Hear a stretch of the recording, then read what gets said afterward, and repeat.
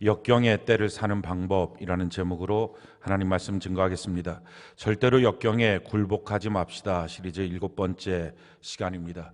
우리는 우리 자신을 향하여 그리스도인이라고 말하고 또 다른 사람들도 우리 자신을 그리스도인이라고 불려줍니다. 그리스도인이라고 하는 말은 예수님의 십자가의 은혜를 내가 믿어서 속량을 받아서 그래서 예수님을 나의 주인으로 마음으로 믿고 입술로 시인하여 구원을 받고 구원받은 우리를 하나님이 주님의 몸된 교회로 그 지체로 불러서 교회 안에서 천국을 향하여 걸어가는 모습, 그 삶을 사는 사람, 이것을 그리스도인이라고 말합니다. 우리가 그리스도인이 되었다라고 할 때 가장 우리의 삶의 분기점은 예수님의 십자가의 은혜입니다. 그것을 성경은 우리에게 이렇게 말씀합니다. 로마서 3장 23절로 24절 우리 같이 한번 한 목소리 한번 읽어봅시다. 시작. 모든 사람이 죄를 범하였음에 하나님의 영광에 이르지 못하더니 그리스도 예수 안에 있는 속량으로 말미암아 하나님의 은혜로 값없이 의롭다 하심을 얻은 자 되었느니라. 모든 사람이 죄를 범하여서 하나님의 영광에 이르지 못했다. 그러니 하나님 앞에 설 수가 없었다. 하나님과 생명의 관계가 끊어졌다 하는 것입니다. 그래서 가전제품이 전원으로부터 코드가 뽑혀서 무용지물이 된 것처럼 그냥 집 안에 꼭 짐처럼 있는 것처럼 아무 쓸모없는 것처럼 있는 존재가 바로 우리의 모습이었다라는 것입니다. 어디를 가든지 천덕꾸러기고 사실은 하나님의 뜻대로 아무것도 할 수 없는 존재, 이것이 바로 하나님의 영광이 이르지 못하는 죄로 말미암아 하나님과 분리된 존재였습니다. 이런 존재를 하나님 회복시키십니다. 무엇으로 회복시키냐면은 예수님의 십자가를 통한 속량으로 회복시킵니다. 24절에 보니까 그리스도 예수 안에 있는 속량으로 말미암아 하나님의 은혜로 값없이 의롭다 하심을 얻은 자 되었느니라. 속량이라고 하는 단어의 의미가 무엇이냐면은 어떤 노예가 돈이 없어서 빚 때문에 팔렸습니다. 근데 그 팔려서 노예살이를 하고 있는 그에게 대신 누군가가 빚을 갚아주는 것입니다. 이걸 속량이라 그럽니다. 그래서 그를 다시 자유한 사람으로 만들어준 것입니다. 우리가 죄로 말미암아 마귀에게 팔렸습니다. 그래서 마귀의 종살이, 세상의 종살이, 죄의 종살이하고 있는 우리를 하나님께서 예수님이라고 하는 하나님의 아들을 그 생명값을 지불해서 십자가에 못 박혀 죽이심으로 우리를 그 값으로 속량하셔서 다시 우리를 자유케 하신 것입니다. 그래서 이 속량의 은혜, 십자가의 혜택을 우리가 믿는 것입니다. 그렇다면 이 속량은 어떤 차원에서 우리에게 나타납니까? 4가지 차원에서 이 속량이 나타납니다. 제일 첫 번째, 예수님의 십자가의 이 속량은 우리의 모든 죄를 대신 갚으신 것입니다. 그래서 우리의 모든 죄는 다 사함을 받은 것입니다. 에베소서 1장 7절 우리 같이 한번 한 목소리 한번 읽어봅시다. 시작. 우리는 그리스도 예수 안에서 그의 은혜의 풍성함을 따라 그의 피로 말미암아 속량 곧 죄 사함을 받았느니, 우리의 모든 죄가 예수님의 십자가의 은혜로 속량을 받아서 죄 사함을 받았다 하는 것입니다. 그래서 우리는 우리의 모든 죄로부터 해방받았고요, 이제는 죄를 짓지 않을 사람으로 바뀌어진 것입니다. 우리가 가장 중요한 것은 예수님의 십자가의 그 속량의 은혜를 우리가 믿음으로, 그래서 예수님이 나의 주인이십니다, 구세주십니다, 이걸 믿음으로 구원을 받은 것입니다. 그러면 예수님의 십자가를 통해서 내게 주시는 이 속량의 은혜의 사건이 하나하나 우리 안에 믿음의 고백이 돼야 합니다. 그런데 우리 예수 믿는 사람들이 이렇게 착각합니다. 사람인데 어떻게 죄 안 짓고 살아? 사람이니까 죄 짓지. 그렇습니다. 그것은 예전에 우리가 죄인일 때의 우리의 믿음이었습니다. 죄인이니까 당연히 죄를 짓고 사는 게 사람이라고 생각했습니다. 그런데 예수님의 십자가로 우리의 모든 죄가 속량을 받았습니다. 그리고 예수님이 우리의 모든 죄로부터 해방시켰습니다. 우리의 죄지었던 옛사람도 죽였습니다. 그래서 이제는 죄 안 짓고 살 수 있는 사람으로 바뀌어진 것입니다. 그래서 우리의 믿음이 바뀌어야 됩니다. 나는 예수님의 속량으로 말미암아 의인이 되었으니 죄를 안 짓고 사는 사람이 되었습니다. 이 고백을 하고 이 믿음을 갖는 순간부터 죄를 이기고 죄를 짓지 않는 사람으로 사는 것입니다. 사랑하는 성도 여러분, 여전히 예수를 믿으면서도 마지막 그날까지 죄를 지으면 그 사람이 어떻게 천국 갑니까? 생각을 해보십시오. 아니, 죄인들이 가는 곳이 지옥인데 지금 우리가 설사 90% 하나님의 말씀대로 살지만 10% 정도 말씀을 따르지 못하는 죄의 모습이 있다고 했을 때 그것이 자꾸 우리의 삶 속에서 믿음을 갖고 나는 예수님이 나의 모든 죄를 위해서 십자가에 못 박혀 죽으셔서 나는 의인이 되었어. 그러니 나는 더 이상 죄 지을 사람이 아니야 라는 믿음을 갖고 하나씩 죄를 이기지 않고 습관적으로 평생을 죄 지으며 살았으면 그 사람이 어떻게 천국 갑니까? 더 정확한 말은 그 사람이 어떻게 속량의 은혜를 믿은 사람이겠어요? 불가능한 것입니다. 그러기에 지금 당장 죄 하나도 없어야 됩니다, 이 말씀이 아니고요, 우리가 죄를 이기는 삶으로 살아가는 방향으로 가지 않으면 여전히 죄는 지으면서 그냥 나는 구원받았지, 그건 없다는 것입니다. 우리가 이제부터 새로운 믿음을 갖기를 바랍니다. 사람이니까 죄 짓고 살지, 이건 죄인일 때 믿음입니다. 예수님이 나를 십자가를 통하여 나의 모든 죄를 속량하셨습니다. 그러니 나는 이제 의인이 된 것입니다. 나는 예수님으로 말미암아 의인 되었으니 주님의 은혜 가운데 죄를 안 짓고 살겠습니다. 오늘도 내일도 주님 안에 죄 안 짓고 살겠습니다. 이 믿음을 갖고 걸어가는 것입니다. 그러다 혹시 죄를 지면 다시 돌이켜 회개하고 이제 다시 또 죄 안 짓겠습니다. 처절하게 자기가 자기의 죄에 대해서 회개하고 돌이키면서 하나님 앞에 한 걸음 한 걸음 걸어가는 삶의 모습, 이게 그리스도인이라는 거예요. 속량의 은혜를 받은 사람. 두 번째로 이 속량의 은혜는 우리에게 어떤 차원으로 임합니까? 우리의 모든 질병을 치료하셨습니다. 베드로전서 2장 24절 우리가 한번 한 목소리 한번 읽어봅시다. 시작. 친히 나무에 달려 그 몸으로 우리 죄를 담당하셨으니 이는 우리로 죄에 대하여 죽고 의에 대하여 살게 하려 하심이라. 그가 채찍에 맞음으로 너희는 나음을 얻었나니. 아멘이십니까? 예수님께서 채찍에 맞음으로 우리의 모든 질병은 치료받은 것입니다. 그래서 나는 하나님 안에서 이제는 강건한 사람이 되었습니다. 이 믿음을 갖고 사는 것입니다. 이 믿음이 우리의 질병을 하나씩 제거할 것입니다. 이 믿음을 갖고 기도하시기 바랍니다. 서로 기도하시기 바랍니다. 안수 받으시기 바랍니다. 그럴 때 하나님의 치유의 역사가 나타나기 시작하는 것입니다. 그래서 이걸 경험하는 것입니다. 이걸 실감하는 것입니다.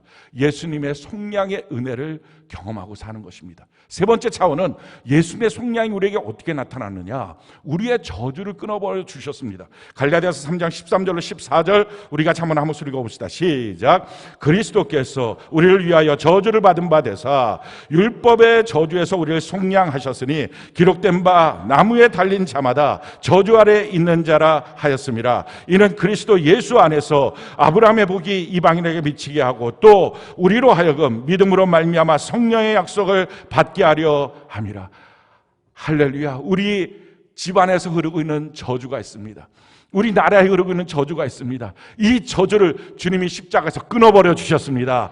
그리고 아브라함의 복을 받도록 만들어 주셨습니다. 그래서 나는 예수님의 십자가의 그 은혜로, 그 속량으로 이제부터 나는 하나님 안에서 축복자가 되었습니다. 복받은 사람이 되었습니다. 이 믿음을 갖는 것입니다. 그래서 그 믿음의 실질적인 삶의 경험들을 우리가 예수 믿으면서 하는 것입니다. 이 믿음으로 우리가 구원을 받은 거예요. 많은 사람들이 내가 도대체 뭘로 구원받았지? 우리 노력으로 받은 것 아니에요. 교회 나와서 받은 거 아니고요.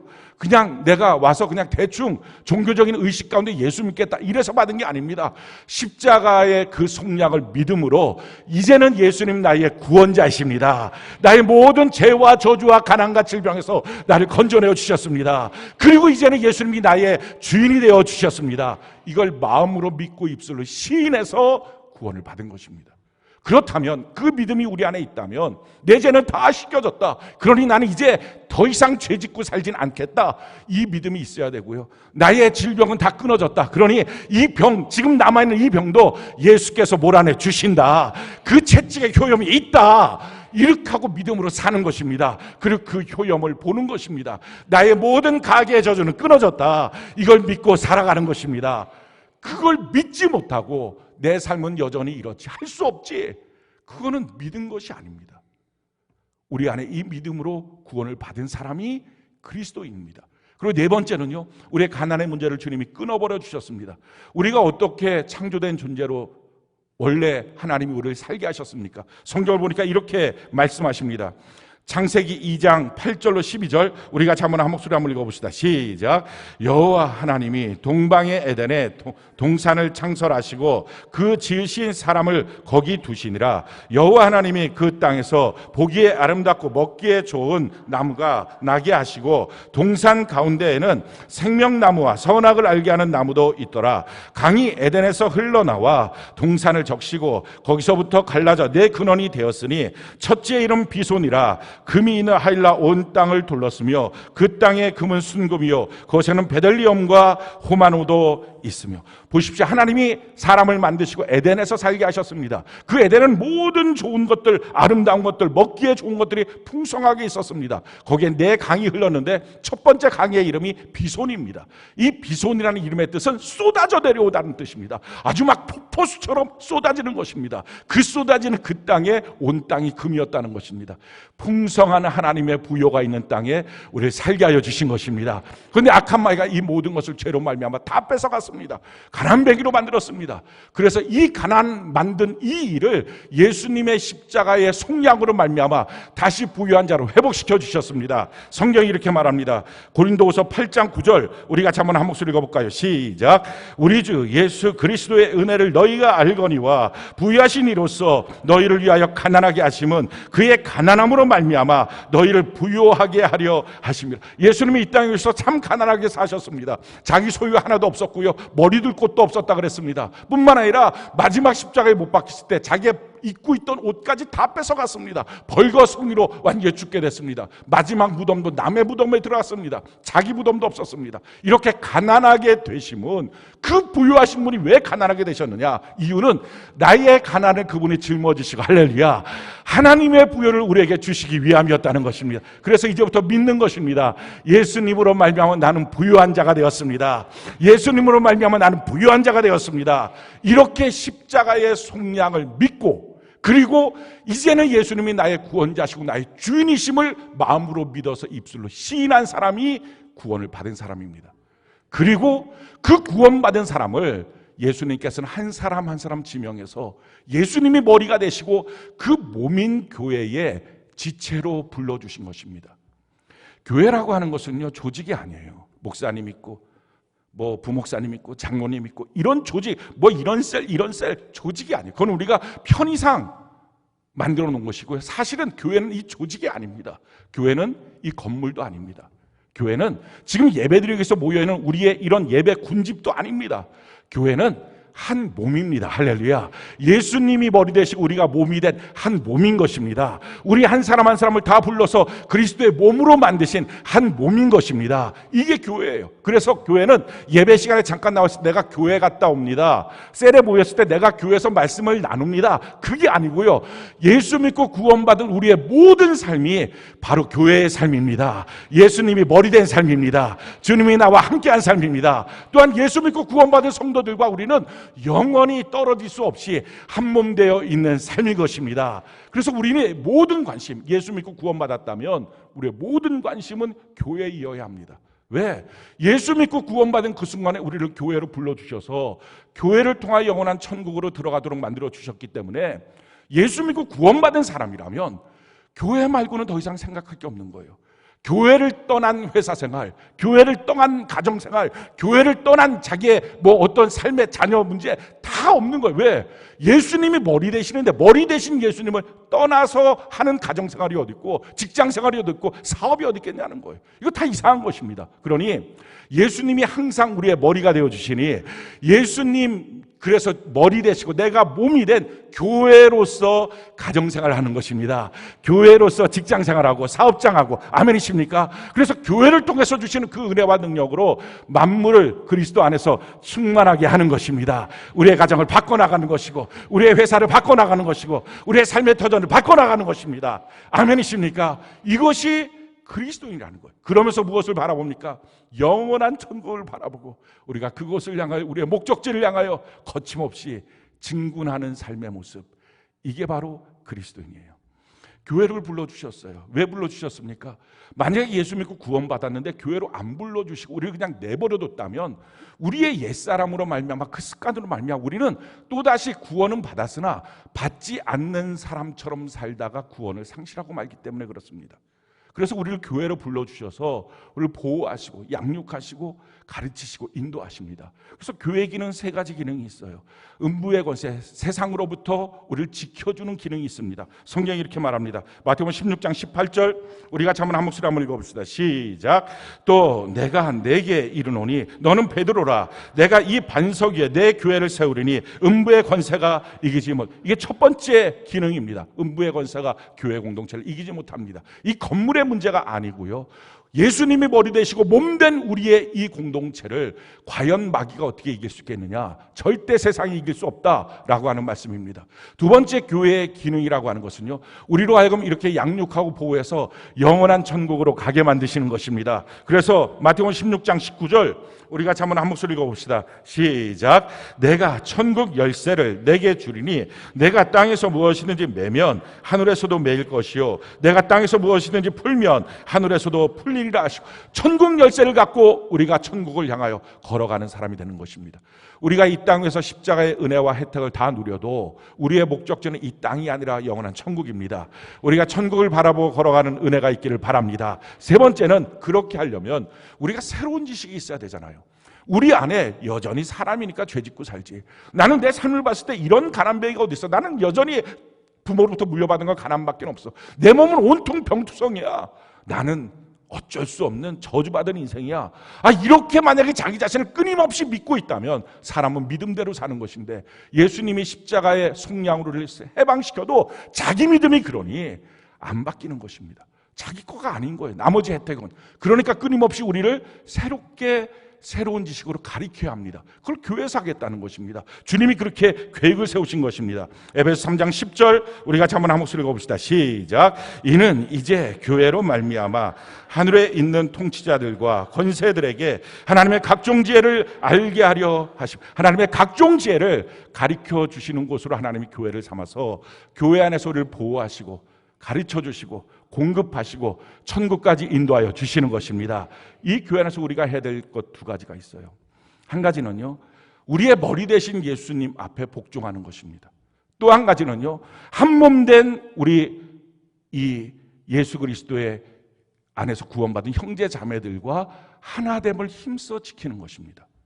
그래서 에베소 5장 24절에 아내가 남편에게 복종하듯이 교회가 그리스도에게 복종하는 것, 교회가 그리스도에게 복종하는 것처럼 또 마찬가지로 아내도 남편에게 복종해야 된다. 이것을 가르쳐주고 있는 것입니다. 그래서 우리가 교회된 우리가 그리스도 앞에 복종하는, 하나님의 말씀 앞에 복종하는 것입니다. 또 함께 하게 하신 이 일을 힘써 지키는 것입니다.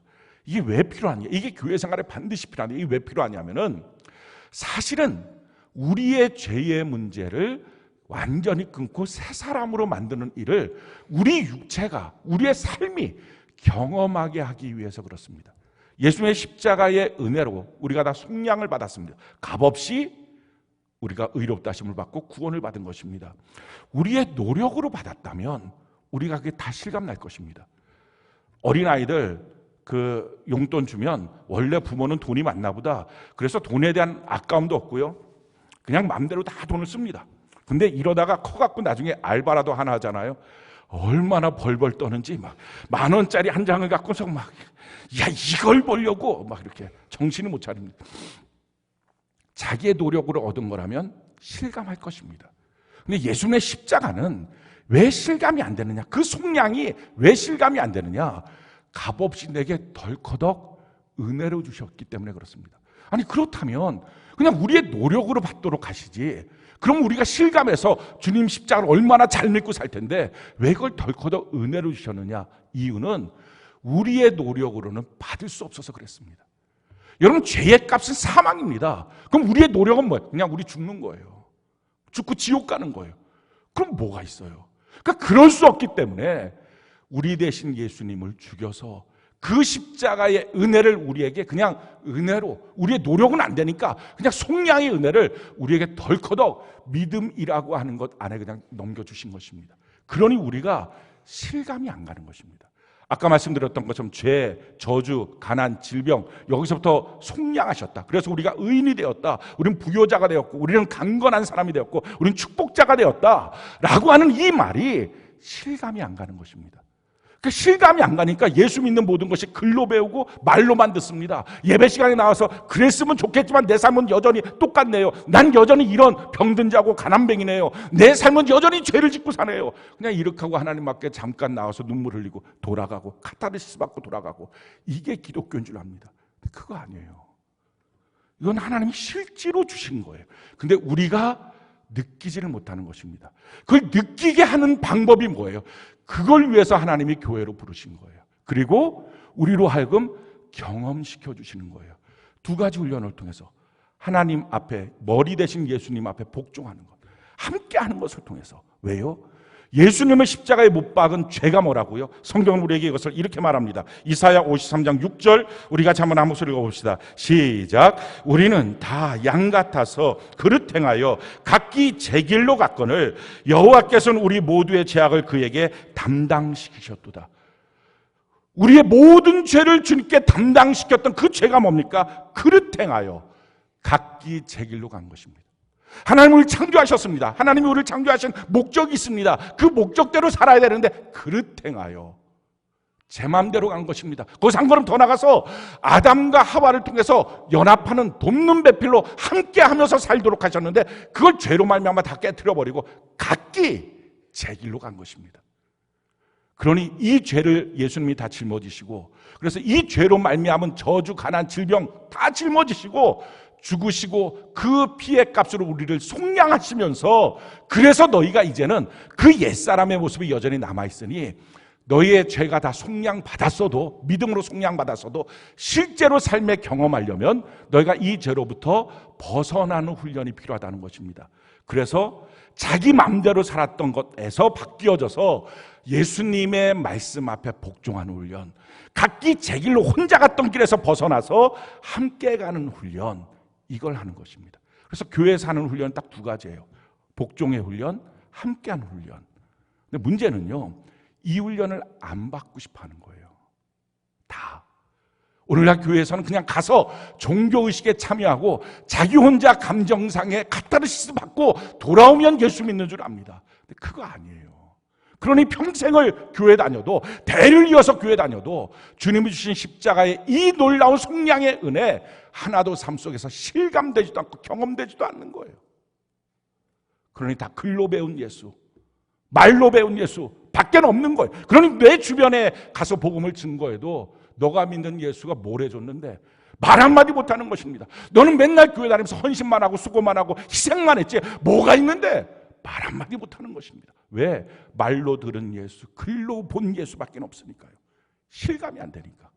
그래서 이거 실감하는 방법, 이 죄의 습관에서부터 벗어나는 것입니다. 우리는 우리 안에 이 죄가 얼마나 견고하게 있는지를 알지 못합니다. 그런데 교회 생활을 하다 보면, 이건 단순히 교회 생활이라는 게 그냥 교회 공동체 이렇게 모여있는 생활뿐만 아니라, 아까도 말씀드렸던 것처럼 교회, 내가 예수님이 머리가 되시고 내가 몸이 된 상태에서 지금 예수 믿는 사람들과 만나 있는 그 가정, 그 회사, 이게 다 교회잖아요. 이런 생활을 하는 동안에 내 안에 얼마나 강력한 죄의 집, 견고한 진이 있는지를 발견합니다. 순종이 안 되는 거예요. 내가 원하는 계획대로 가는 거를 틀어 놓으면 화가 나는 거예요. 답답해지는 거예요. 교회 안에서도 막 그게 안 돼. 어떤 사람은 이 부분이 안 돼요. 그리고 하나님의 말씀대로 사는 일들이 자꾸 두려워지고 힘들어져요. 자기는 돈이 있어야 된다는 거예요. 회사 앞에 묶여 있는 거예요. 이런 식으로 해서 자기 안에 이 머리 대신 예수님께 복종하지 못하고 세상 풍조대로 예전에 살았던 자기의 고집대로 살아가는 견고한 진들이 그냥 있는 거예요. 어떤 사람은 함께가 안 돼요. 주님이 만나게 하셨던 부부간에도 자기 생각이 틀리면 나 저 사람 만난 것이 평생 후회된다. 함께를 못하는 거예요. 그러니까 주님의 의도와 뜻 앞에서 다 벗어나서 사는 거예요. 자기 마음에 드는 사람하고만 짝짝꿍하고요. 그냥 나머지 사람들은 못 본 척하고, 교회 안에서도 봉사해도 세례 보여도 그렇게 하고만 싶은 거예요. 그래서 이것을 뒤집어 엎어서 훈련을 시키는 것, 이게 교회예요. 근데 이 훈련을 하다 보면요, 우리 안에 불쑥불쑥 일어나는 견고한 진들이 있어요. 이걸 발견해야 돼요. 그리고 그 견고한 진을 무너뜨릴 때부터 예수님의 십자가가 하나씩 하나씩 내게 실감나기 시작해요. 이게 그리스도인의 삶이라고요. 그래서 성경이 이렇게 우리에게 말하는 거예요. 고린도후서 10장 3절 6절 우리 같이 한 목소리 한번 읽어봅시다. 시작. 우리가 육신으로 행하나 육신에 따라 싸우지 아니하노니 우리의 싸우는 무기는 육신에 속한 것이 아니요 오직 어떠한 견고한 진도 무너뜨리는 하나님의 능력이라. 모든 이론을 무너뜨리며 하나님 아는 것을 대적하여 높아진 것을 다 무너뜨리고 모든 생각을 사로잡아 그리스도에게 복종하게 하니 너희의 복종이 온전하게 될 때에 모든 복종하지 않은 것을 벌하려고 준비하는 중에 있노라. 사랑하는 성도 여러분, 오늘날 정말 비극적인 사건은요, 성도들이 하나님을 향해서는 분노하기 시작해요. 하나님을 향해서 어떻게 이러시냐고, 교회를 향해서, 영적 리더를 향해서, 교회 공동체를 향해서, 아니 자기 가정 안에서 하나님이 만들어 놓으신 하나됨의 이 가정 안에서 분노할 줄은 압니다. 그런데 마귀 앞에 분노는 못해요. 쫄쫄 쫄고 있어요.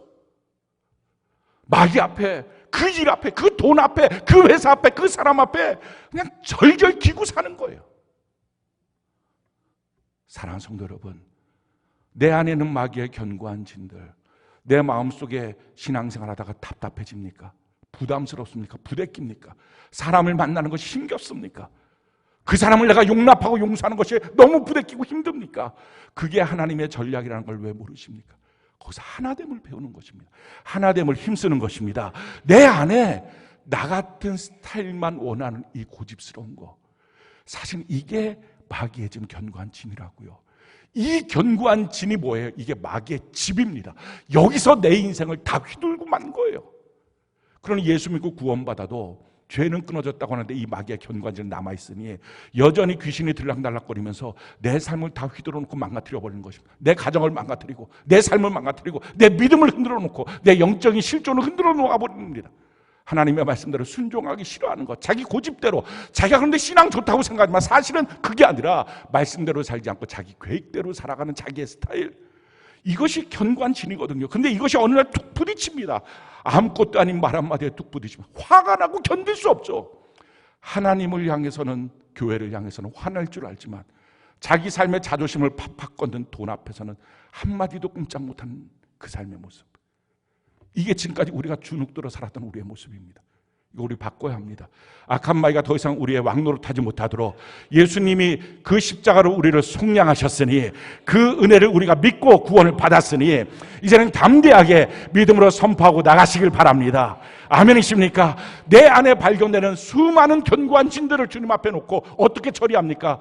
모든 생각을 사로잡아 그리스도 앞에 복종시키시기 바랍니다. 이 견고한 진이 느껴질 때마다 우리의 마음속에는 여러 가지 생각이 드는 거예요. 도망갈까? 피할까? 안 볼까? 그만둘까? 뭐 별 생각이 다 듭니다. 막 고집 부리고 내가 한번 화를 내볼까? 아니요. 이 모든 생각을 사로잡아 그리스도에게 복종시키시기 바랍니다. 그러면 어떻게 된다고요? 내가 그리스도 앞에 나의 생각을 복종시키면 내 주변에 복종되지 않았던 것, 다른 말로 말하면 예수님의 속량의 은혜를 내가 실감하지 못하도록 여전히 병이 있고 여전히 가난이 있고 여전히 저주가 있었던 그 죄가 있었던 그 삶의 모습을 하나님이 복종시켜 주시는 것입니다.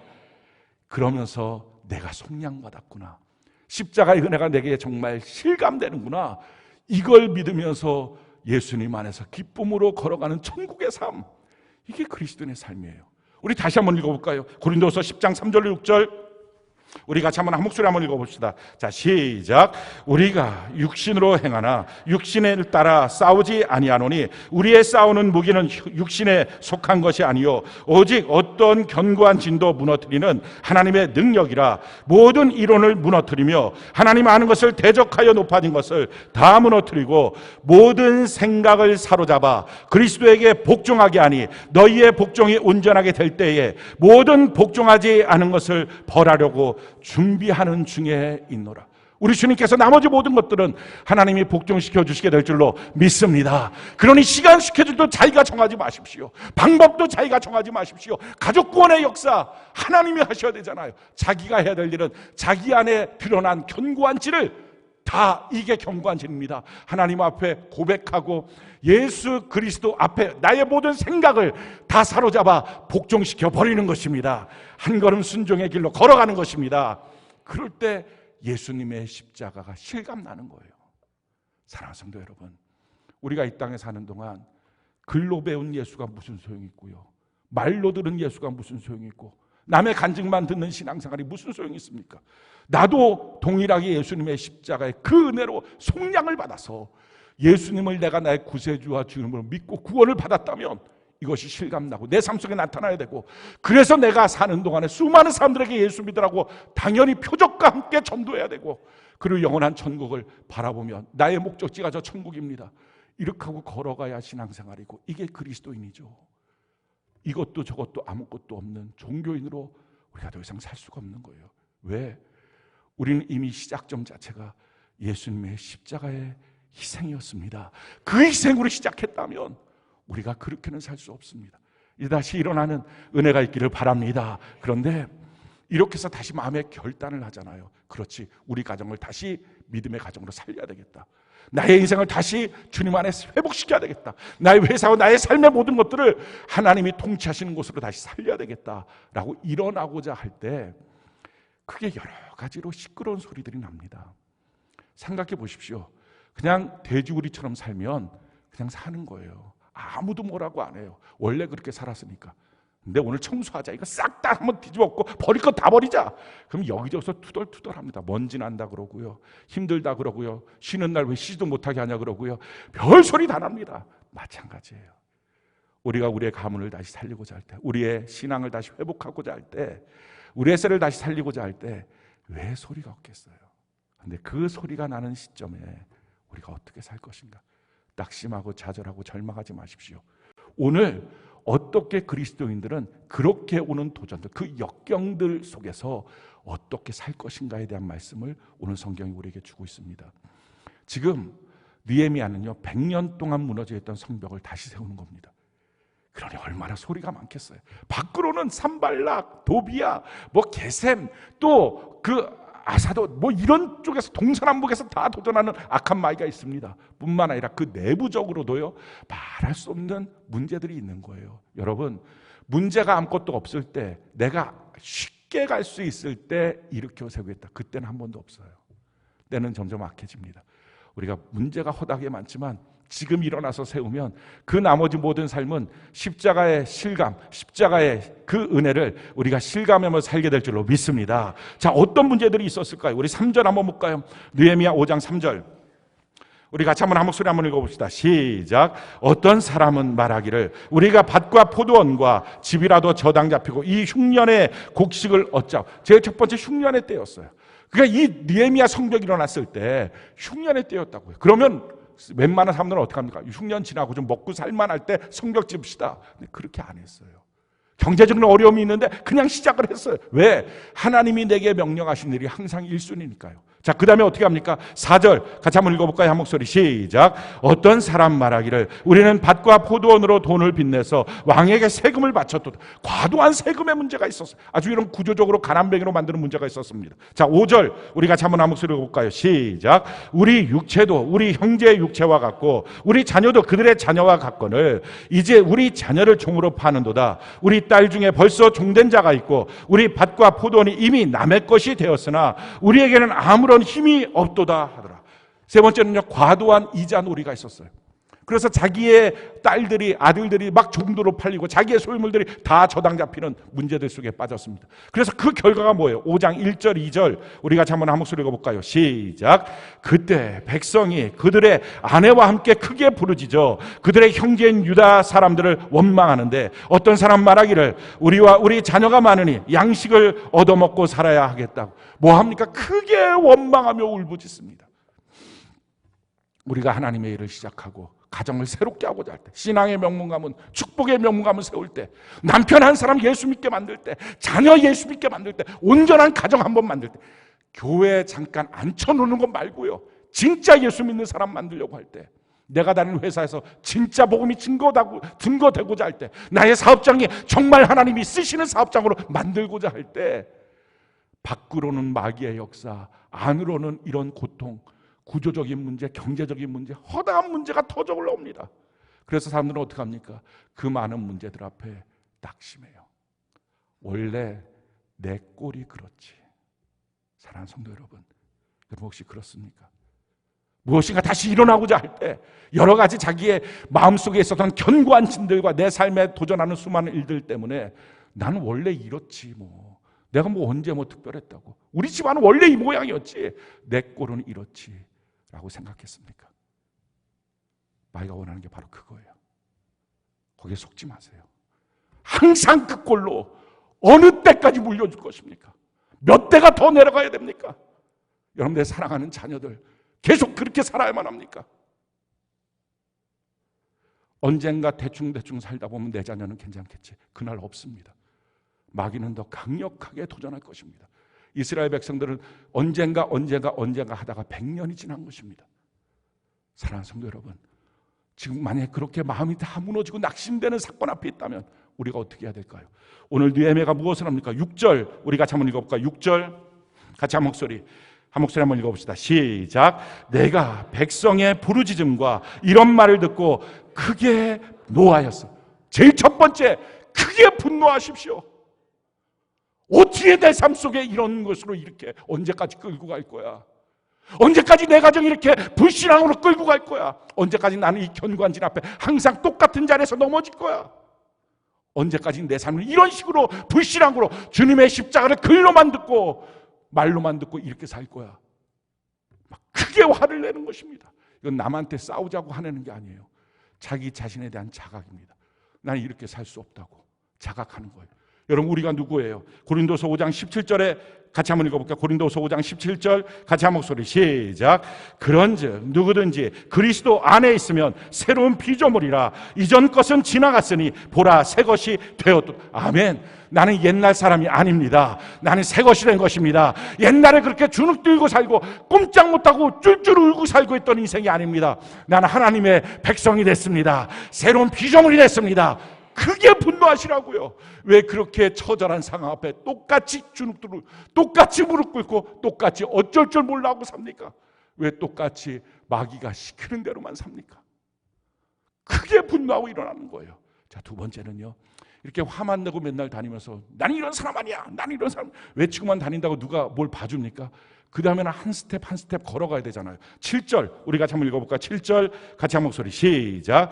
깊이 생각하고 귀족들과 민장들을 꾸짖어 그들에게 이르기를 너희가 각기 형제에게 높은 이자를 취하는도다 하고 대회를 열어 그들을 쳐서 깊이 생각하는 거예요. 어디서부터 이 걸음을 걸어갈지. 너무 놀라운 사실은요. 하나님은 말씀으로 우리를 이미 인도하고 계셨습니다. 그 하나님을 인정하는 것입니다. 성경이 우리에게 이렇게 말씀합니다. 잠언 3장 5절 6절 잠언 3장 5절 6절 우리 같이 한번 한 목소리 한번 읽어봅시다. 시작.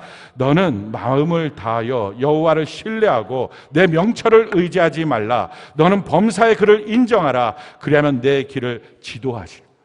내 명철을 의지하지 말고 내 생각 야 이러면 큰일 나는데 이런 거 다 아니에요.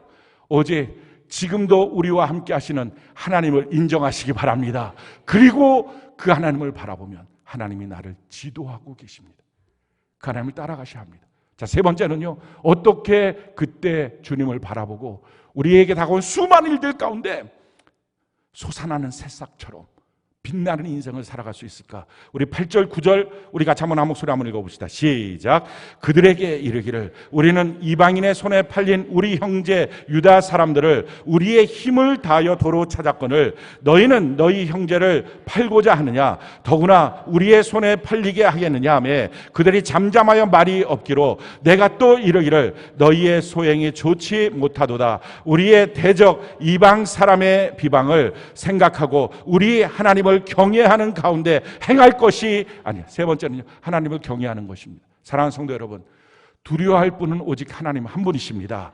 이런 일을 하면 저 사람이 어떻게 할지, 이런 일을 하면 과연 어떻게 할지, 더 신앙은 무너질지, 더 난리가 날지 무슨 상관이 있어요? 아니 그래서 내버려 두면 천국 갑니까? 가만히 있으면 어느 날 신앙 좋아지던가요? 영적 싸움을 해봐야 되지 않습니까? 사랑하는 성도 여러분, 그러니까 오직 두려워할 것 다른 거 없어요. 이러다 돈이 없을까 봐, 이러다 내 삶에 뭐 이런저런 일들 다 상관없어요. 오직 하나님만 두려워합시다. 하나님만을 경외합시다. 그러면 하나님이 책임져 주신다는 거예요. 성경이 우리에게 이렇게 말씀합니다. 시편 34편 7절로 9절 우리 같이 한번 한 목소리 읽어볼까요? 시작. 여호와의 시편 34편 7절로 9절 같이 한 목소리 시작. 여호와의 천사가 주를 경외하는 자를 둘러 진치고 그들을 건지시는도다. 너희는 여호와의 선하심을 맛보아 알지어다. 그에게 피하는 자는 복이 있도다. 너희 형제들아 성도들아 여호와를 경외하라. 그를 경외하는 자에게는 부족함이 없도다. 아멘이십니까? 하나님을 두려워하면 하나님이 다 공급하여 주시는 것입니다. 오직 한 분 여호와 하나님만 두려워하시고요. 다른 거 두려워하지 말고요. 주님 안에 걸어가는 은혜가 있기를 바랍니다. 네 번째는요, 우리 10절, 11절, 우리 같이 한번 목소리 읽어볼까요? 10절, 11절 같이 한 목소리 시작. 나와 내 형제와 종자들도 역시 돈과 양식을 백성에게 구워 주었거니와 우리가 그 이자 받기를 그치자. 그런즉 너희는 그들에게 오늘이라도 그들의 밭과 포도원과 감람원과 집이며 너희가 구워준 돈이나 양식이나 새 포도주나 기름의 백분지를 돌려보내라 하였다. 더 이상 자기 이익을 먼저 따지면 안 됩니다. 나중에 하나님이 다 주실 거예요. 그러니 거기서 계산할 때 내 것 먼저, 내 이익 먼저, 요것만큼은 내가 좀 더 얻어야지. 그거 하지 말아야 합니다. 자기 희생의 능력이에요. 희생하는 자에게 하나님은 그곳에 십자가의 은혜와 역사를 주십니다. 십자가가 주님의 희생 아닙니까?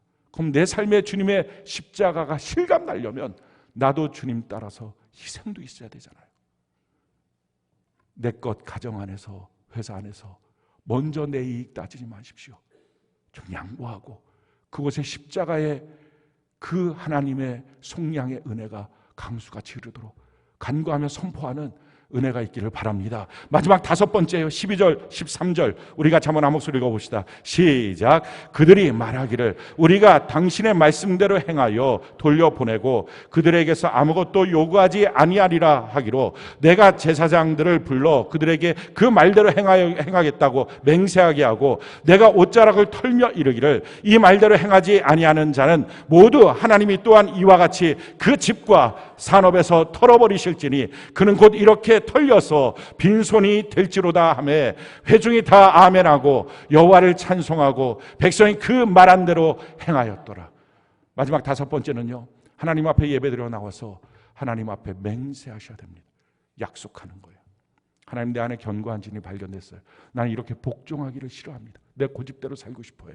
하나님 나는 함께 하는 일이 너무 부담스럽습니다. 나는 내가 내 기준이 돼서 내가 옳고 그름 다 나누면서 내 판단에 옳은 사람만 내가 하지 나머지 사람들 하나님이 아무리 내 옆에 세워뒀다 할지라도 난 무관심하고 싶어요. 같이 뭔가 교제를 맺고 싶지도 않아요.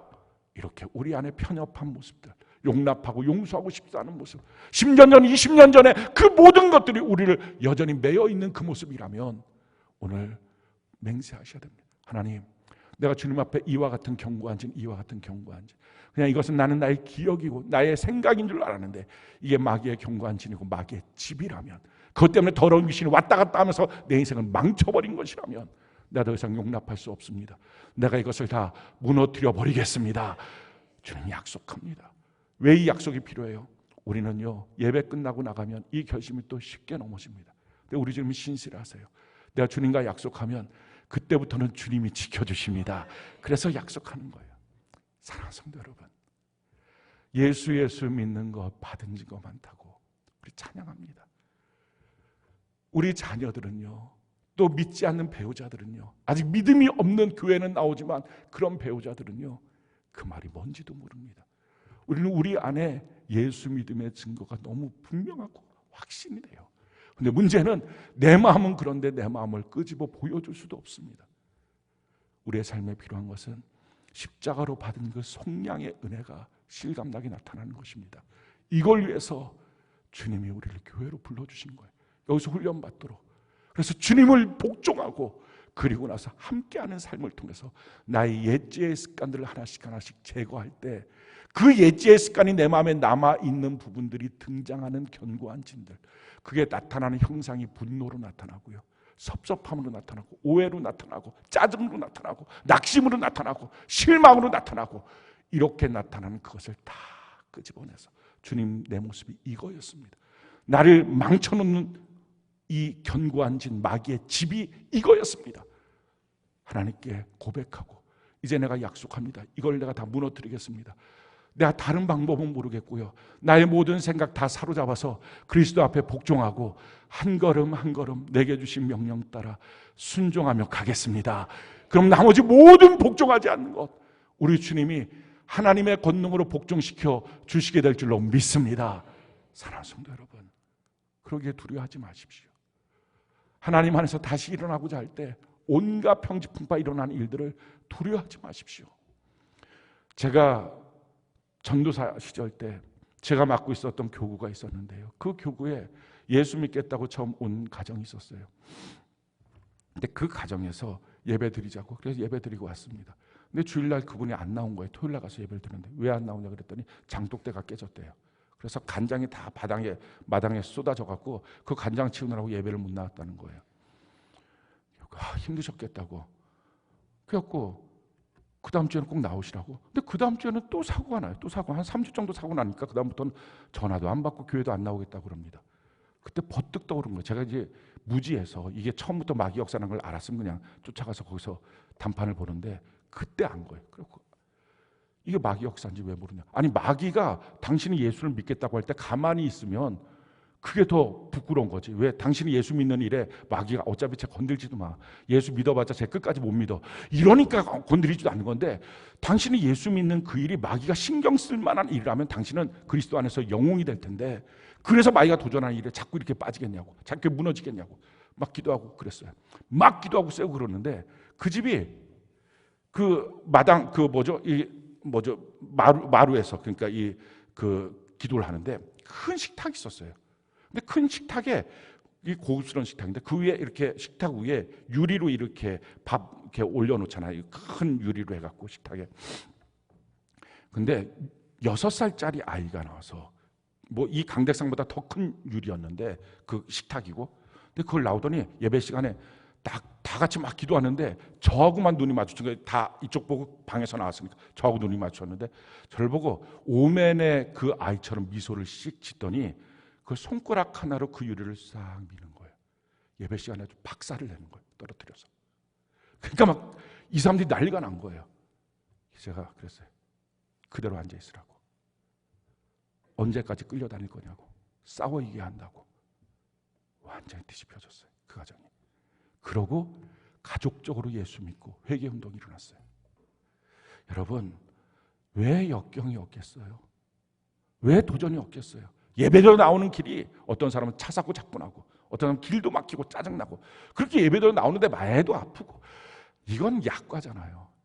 이걸로 하나 밀어서 유리는 깨트리고 뭐 이 정도쯤은 돼야 세지. 근데 이런 것도 아닌 상태에서 그냥 기죽어서 쩔쩔매고 그럼 언제 신앙은 회복됩니까? 사랑하는 성도 여러분, 우리 두려워하지 맙시다. 도리어 우리가 그 앞에 절절매는 게 아니라 내가 누군데 예수님의 십자가로 나는 구원받은 사람인데 하고 크게 분노하고 하나님의 말씀을 따라가면서 우리가 오직 두려워할 분 주님 한 분이라고 믿고 그리고 나서 내 자신을 좀씩 희생하고 내가 좀 더 열심을 내면 되잖아요. 내가 좀 희생하고 그리고 오늘 이 시간이 예배 가운데 하나님 앞에 약속하는 것입니다. 성경은 우리에게 이렇게 말씀합니다.